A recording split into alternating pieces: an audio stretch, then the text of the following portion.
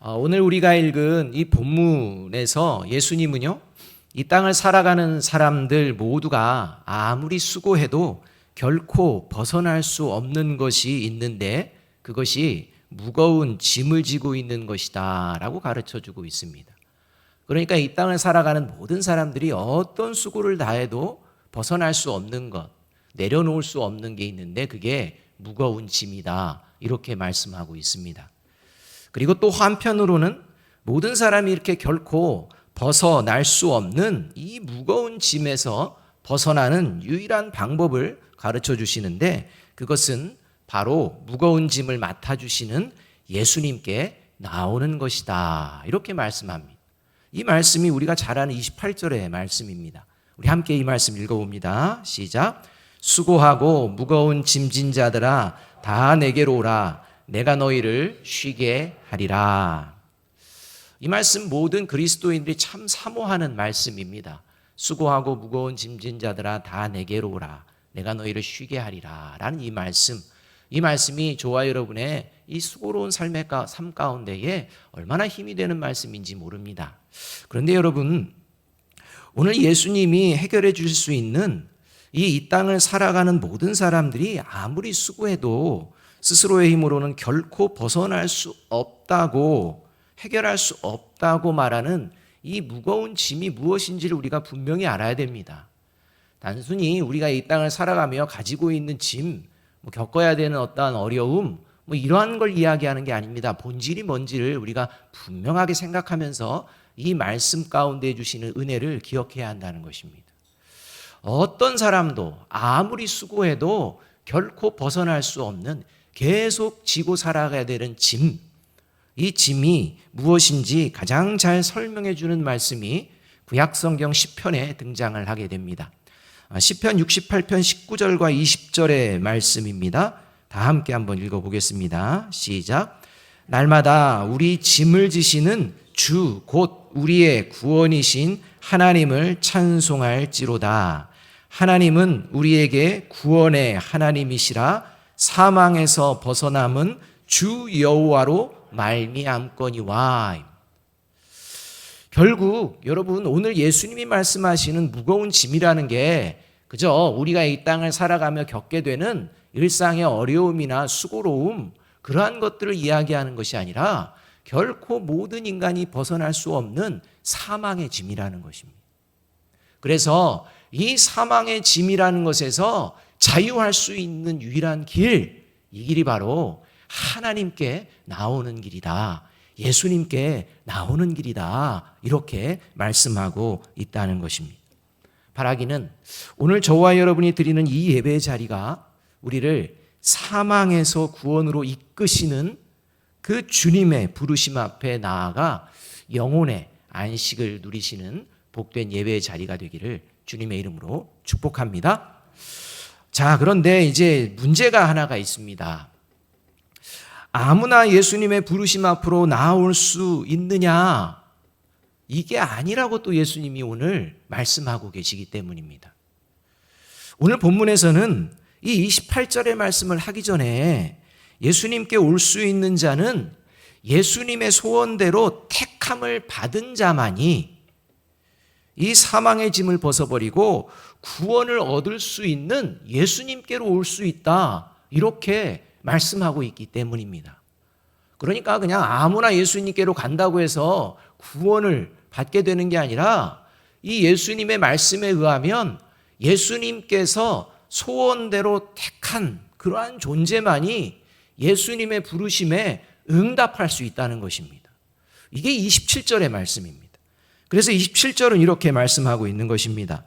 내 아버지께서 모든 것을 내게 주셨으니 아버지 외에는 아들을 아는 자가 없고 아들과 또 아들의 소원대로 계시를 받는 자 외에는 아버지를 아는 자가 없느니라. 이렇게 말씀한다는 것입니다.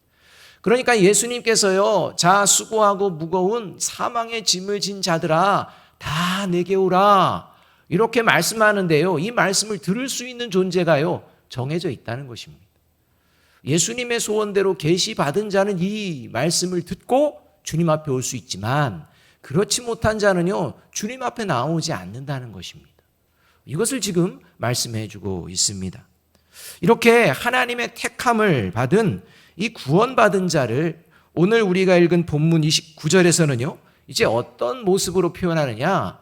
예수님의 멍에를 베고 예수님께 배우는 자다, 이렇게 말씀하고 있다는 것입니다.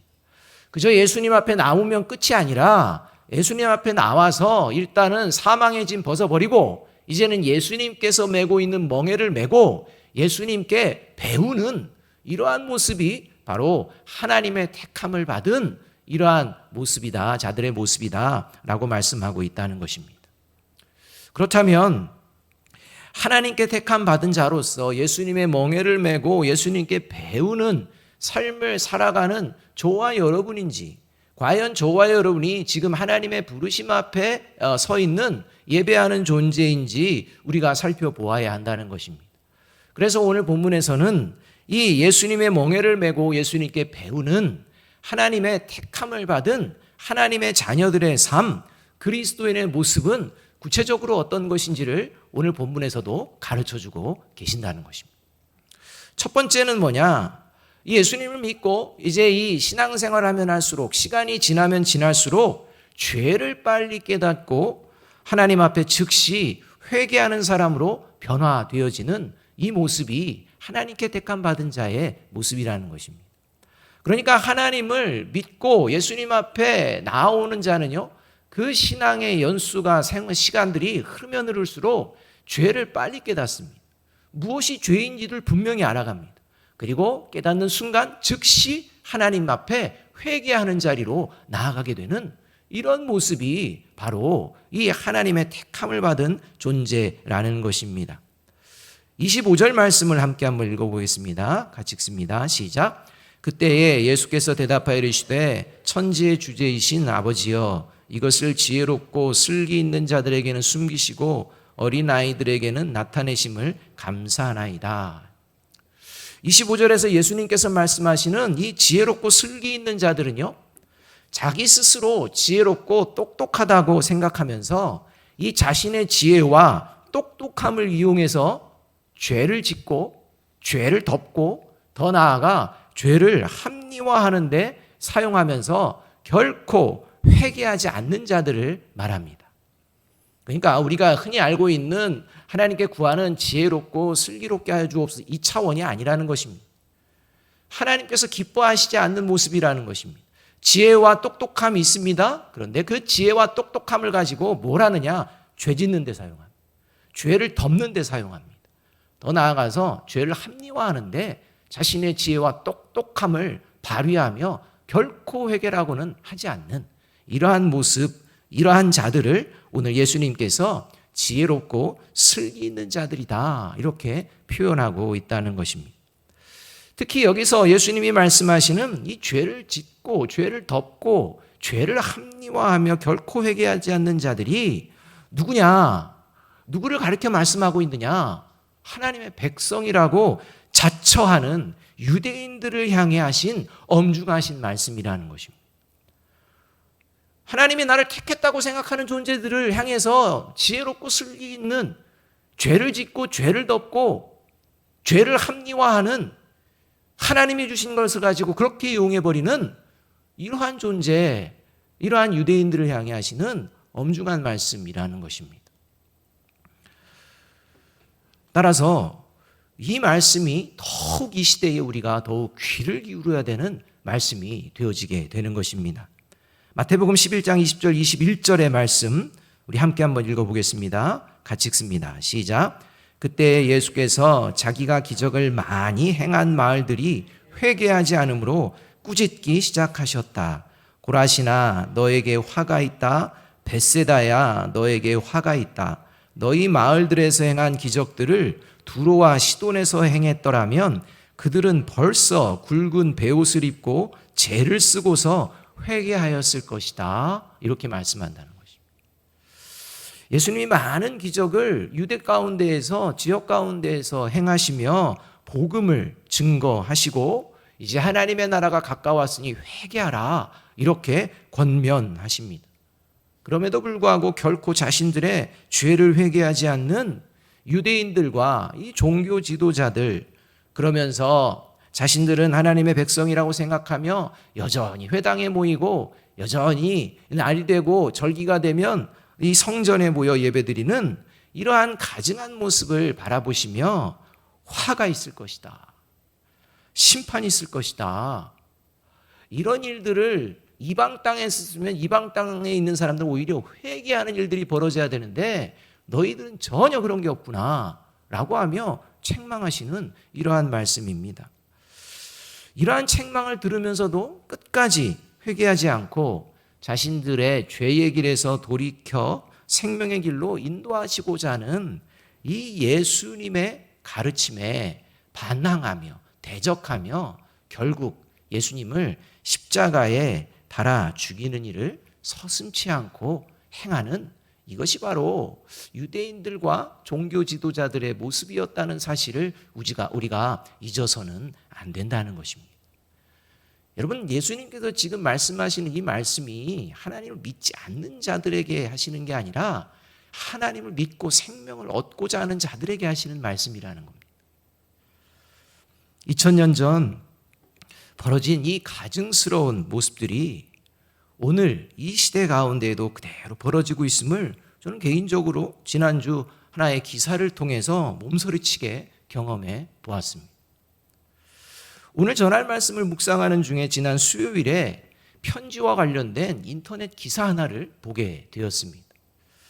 이 해당 편지는 최근 큰 이슈가 되고 있는 이 정인이 사건과 관련된 편지입니다. 정인이를 입양해서 키우다가 이 아기를 죽음에 이르게 한 사건으로 말미암아 구속되어서 재판이 진행 중인 이 정인이 양모인 이 정씨라는 분이 옥중에서 자신의 남편에게 가족들에게 보낸 편지가 한 유튜브에서 개인 방송하는 사람에게 이게 이제 넘어오게 되었습니다. 개인적인 신상이기 때문에 이제 불법인 줄 알면서 이제 각오를 하고 이 개인 방송을 통해 이 편지의 내용을 이제 공개를 하게 된 것입니다. 그 편지의 내용 중에요, 이 정인이를 사망에 이르게 한 이 양모인 정 씨가 이런 내용을 썼습니다. 한번 들어보십시오. 내 자리에서 기도하며 기회를 엿보고 있다. 복음 전하는 재미와 감동이 조금씩 와 닿는 것 같아 너무 감사하다. 전도 대상자 만나는 게 힘든 요즘 시대에 하나님께서 이렇게 많은 기회를 주시니 감사할 따름이다. 탄원서가 많이 들어갔던데 감사하다. 판결에 큰 영향이 미치길 기도한다. 여러분, 이게 지금 재판을 받고 있는 이 정인이 양모가 글을 써서 남편과 가족들에게 보낸 편지의 내용이라는 것입니다. 여러분, 자신이 입양한 아기를 학대하여 죽음에 이르게 하고서 온 국민의 마음을 고통스럽게 하고서도 회개를 처음부터 끝까지 해도 모자라는 이러한 상황 속에서 그러한 내용보다는 전도할 기회를 하나님이 주셨다. 그래서 감사하다. 라는 이런 글이 과연 이 땅에 살아가는 사람들의 마음을 하나님 앞으로 돌아오게 하는 말일까요? 과연 이 글을 하나님이 기뻐하실까요? 여러분, 이 글을 보는 하나님을 믿지 않는 사람들이 그리스도인과 교회 공동체를 어떻게 생각할까요? 이 기사를 접하면서 어쩌다 이렇게 죄를 짓고도 뻔뻔할 수 있는 이 거짓된 복음에 사로잡히게 되었는지 참으로 안타까웠고, 지금이라도 거짓 복음을 버리고 참된 복음에 나아가는 그런 자가 되기를 기도하였습니다. 또한 한편으로 저에게도 그러한 모습은 없는지, 또 성도들에게 거짓된 복음을 그럴싸하게 전하며 성도들의 영혼을 갉아먹는, 그저 내 유익을 위하여 성도들을 이용하는 그런 거짓된 목사는 아닌지 다시 한번 돌아보게 되었습니다. 여러분, 그리스도인이 반드시 기억할 것이 있는데요, 그것은 하나님의 심판대 앞에서 마지막에 이루어질 최후의 심판 결과는 이미 저와 여러분의 삶의 자리에서 결정된다는 것입니다. 여러분, 저와 여러분이 마지막 하나님의 심판대에서 결정될 생명의 길과 사망의 길은 마지막 심판대에서 결정되는 게 아니라 이미 저와 여러분이 살아가는 삶의 자리에서 결정된다는 것입니다.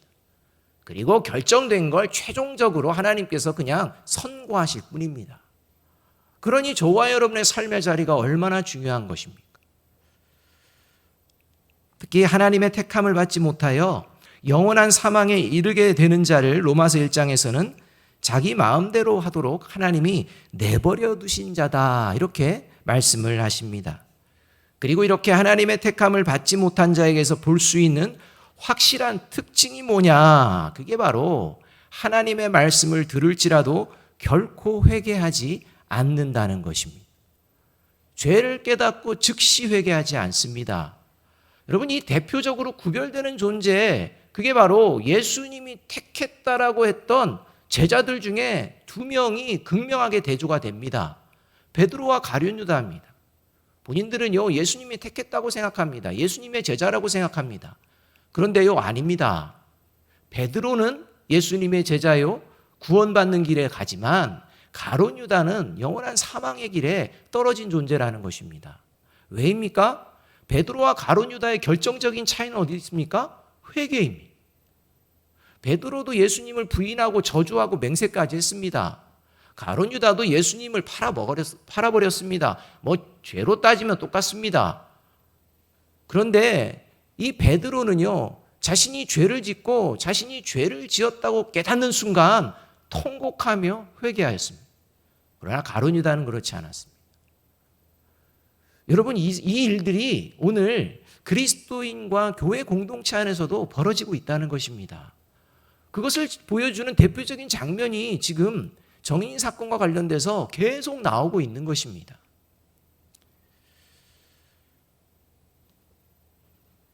하나님의 말씀을 들을 때 가장 어리석은 모습이 있다면 그것은 하나님의 말씀을 나에게 적용하고자 하는 마음이 없는 모습이라고 할 수 있습니다.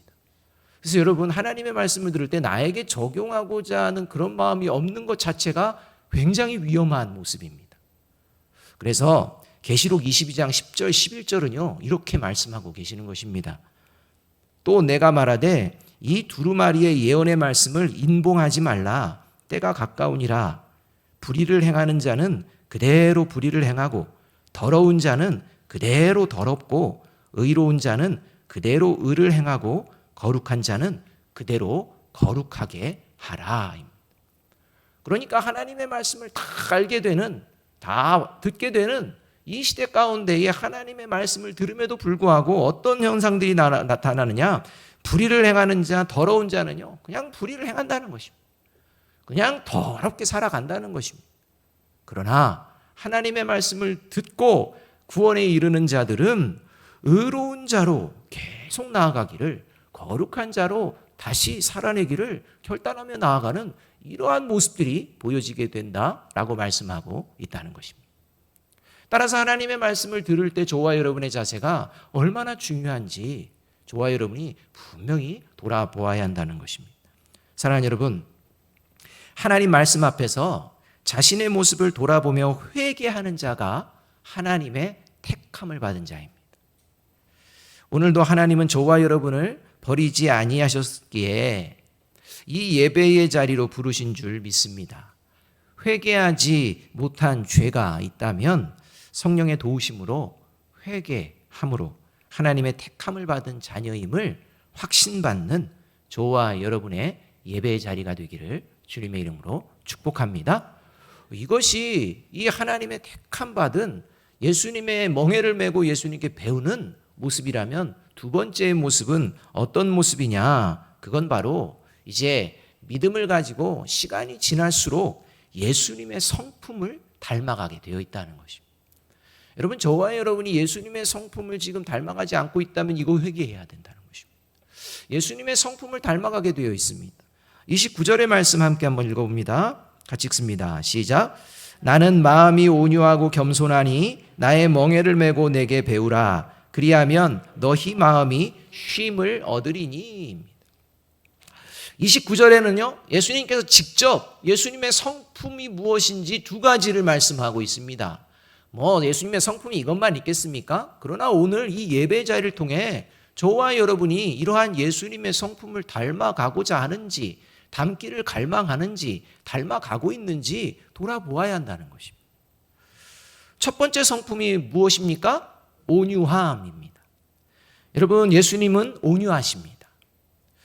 따라서 예수님의 멍에를 메고 예수님께 배우는 하나님의 택함을 받은 자녀 역시 반드시 예수님의 온유함을 닮아가게 되어 있습니다.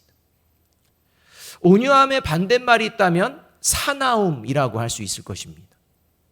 온유함이 상대방에 대해 친절하고 너그러운 마음으로 상대방을 대하는 이러한 태도라고 말한다면, 사나움은 상대방을 향해 까칠하고 아주 좁은 마음으로 대하는 그런 태도라고 말할 수 있다는 것입니다. 여러분, 친절하고 너그러운 마음이 왜 생깁니까? 예수님이 가진 마음이시기 때문입니다. 여러분, 까칠하고 좁은 마음이 왜 생깁니까? 내 마음이기 때문입니다. 여러분, 저와 여러분의 마음은요, 까칠하고 좁은 마음입니다. 그래서 내 마음에 안 드는 사람, 나에게 잘못하는 사람, 이런 것 어떻게 대하는지 보면 저와 여러분의 마음이 기본적으로 죄로 인해 어떤 마음인지를 알 수가 있다는 것입니다. 그러나 이 마음을 이제 벗어버리는 이러한 모습이 예수님을 믿는 순간부터 시작이 되어지게 되는 것입니다.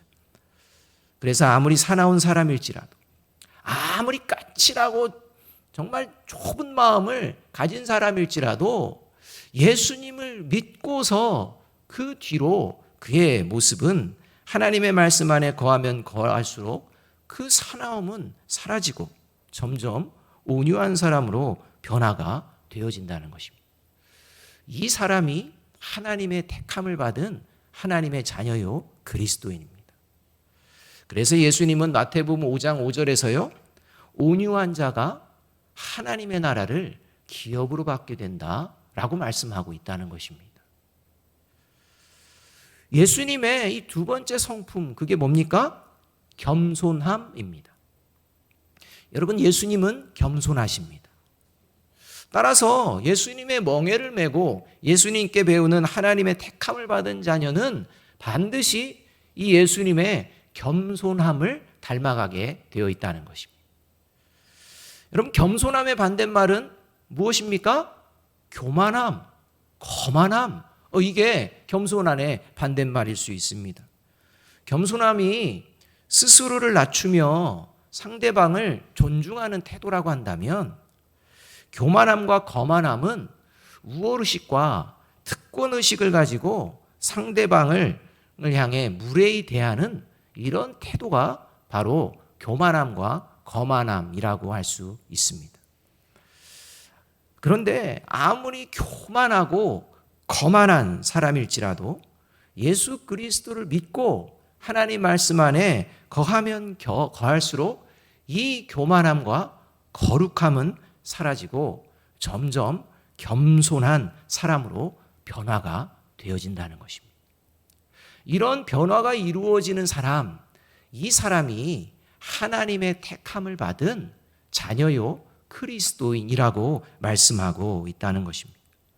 그래서 하나님의 택함을 받은 자와 하나님의 택함을 받지 않은 자의 모습을 잠언 3장 33절과 34절은 이렇게 말씀하고 계십니다. 함께 한번 읽어봅니다. 시작. 악인의 집에는 여호와의 저주가 있거니와 의인의 집에는 복이 있느니라. 진실로 그는 거만한 자를 비웃으시며 겸손한 자에게 은혜를 베푸시나니. 이렇게 말씀합니다.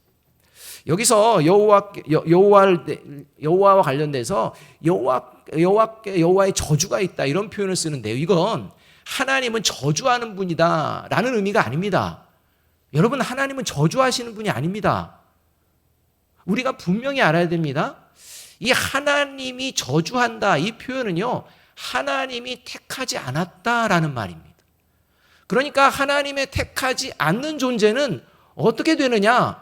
저주를 받은 존재가 되어지는 것입니다. 하나님이 저주해서가 아닙니다. 하나님이 택하지 않을 뿐입니다. 하나님이 택하지 않는 자의 결과가 저주라는 것입니다. 그래서 이 하나님의 택함을 받지 못한 자가 하나님의 저주를 받게 되어지는데, 그는 어떤 존재냐? 악한 자다라고 이야기하고, 그 악한 자의 특징이 뭐다? 거만하다, 이렇게 말씀하고 있는 것입니다.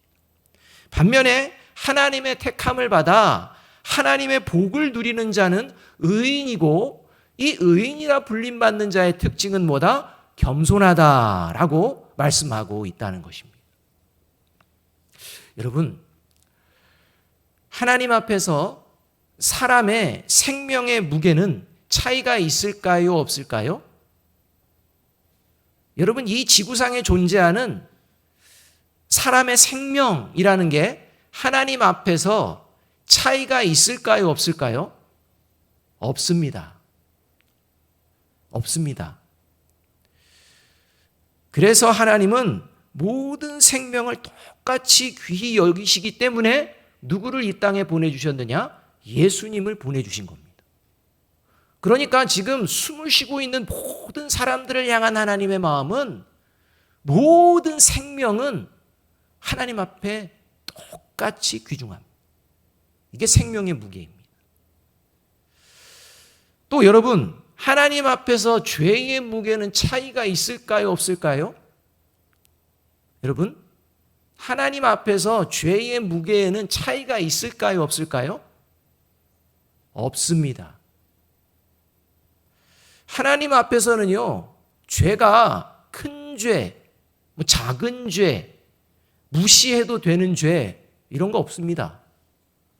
하나님 앞에서 죄의 무게는 똑같습니다.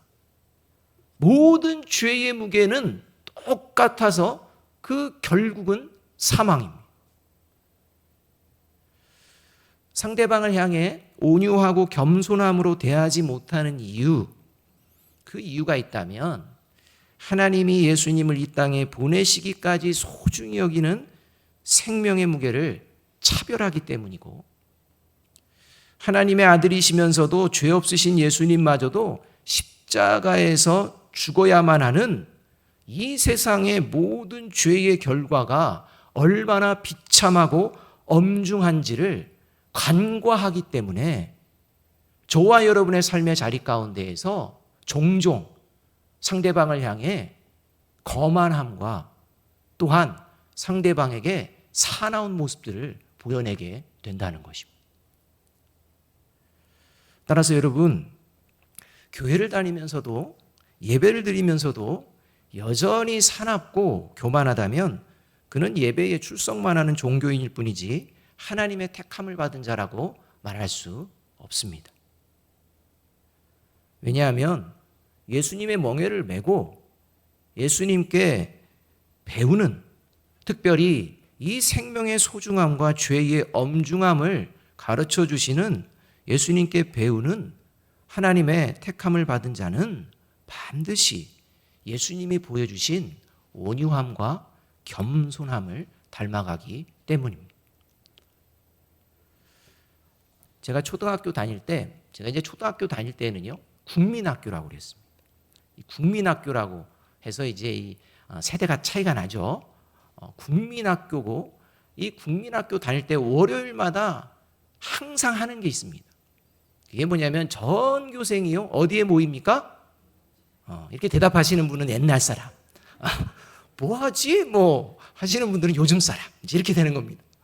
그때는요, 월요일만 되면요, 뭐 하여튼 웬만한 큰 게 아니면은 다 운동장에 모입니다.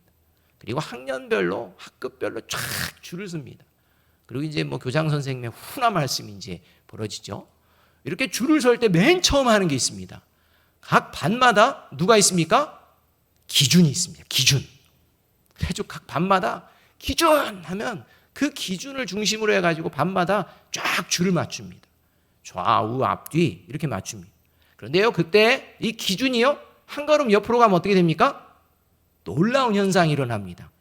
나머지 줄들이요, 거기에 맞춰서 막 바뀝니다. 그래서 장난이 심한 애들은 어떻게 합니까? 이리 갔다 저리 갔다 합니다. 그러면 선생님은 앞에서 막 화를 내는 거죠. 똑바로 안 서 있어 이렇게. 여러분 이게 기준입니다. 그거 하나 틀어지면 그냥 전부 틀어집니다. 그냥 이랬다 저랬다 합니다. 사랑하는 여러분, 하나님은 세상에 영원한 생명의 길을 보여주는 기준과 같은 존재로 그리스도인과 교회 공동체를 택하셨습니다. 저와 여러분을 택하셨다는 것입니다. 우리가 살아가는 이 시대는 사탄의 미혹에 빠져서 점점 자신들의 지혜와 똑똑함을 의지하며 더 죄를 짓는 데에, 더 죄를 덮는 데에, 더 나아가 이건 죄가 아니야, 어떻게 죄가 될 수가 있겠어? 라고 하며 죄를 합리화할 뿐만 아니라 이제는 자신들의 정당함을 드러내기 위해서 상대방을 향해서는 사나워질 대로 사나워지고 교만해질 대로 교만해지는 이러한 시대가 저와 여러분이 살아가는 시대라는 것입니다. 이러한 때에, 그때에 하나님의 택함을 받은 자로서 하나님의 말씀 안에서 죄를 깨닫고 회개하며 온유함과 겸손함으로 세상에 생명의 길을 바르게 보여내는 저와 여러분 그리고 우리 아름다운 교회 공동체가 되기를 주님의 이름으로 축복합니다. 마지막으로 디모데후서 3장 13절에서 14절 상반절 말씀 함께 한번 읽어봅니다. 같이 읽습니다. 시작. 악한 사람들과 속이는 자들은 더욱 악하여져서 속이기도 하고 속기도 하나니 그러나 너는 배우고 확신한 일에 거하라. 오늘 이 시간 이후로 하나님의 말씀에 배운 바대로 확신하고 거하는 과정을 통해 이 세상 가운데에 생명의 길을 보여내는 저와 여러분의 발걸음이 되기를 주님의 이름으로 축복합니다. 기도하겠습니다.